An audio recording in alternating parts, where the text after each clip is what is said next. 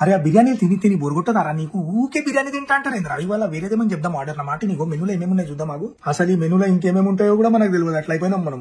ఏమో కోఫ్తా కర్రీ అంట, వెజ్ కోలాపూరి అంట, పాలక్ పనీర్, చికెన్ అఫ్గానీ, మటన్ రోగన్ జోష్, చేపల పులుసు, ఫిష్ కర్రీ. కోఫ్తా కర్రీ చెప్దామా?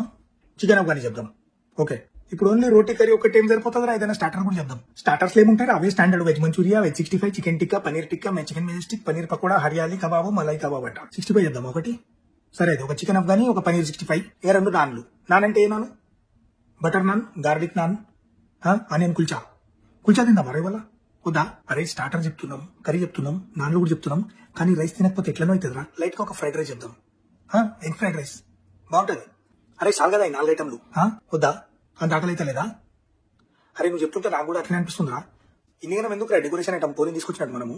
నువ్వు నేను నీకు ఇవన్నీ ఎందుకు? ఇప్పుడు అంత ఆకలి కూడా లేదు. 4 ఐటమ్లు ఏం చేస్తాం? 1200 కూడా వస్తుంది మొత్తం ఇది తింటే. ఇప్పుడు ఈ ఎండలా ఇంతగానం దీని బల్కం పెట్టి ఎడబోతాం రా బండి మీద. అబ్బా, అసలు మెనూ ఎందుకు చూస్తున్నాం మనం?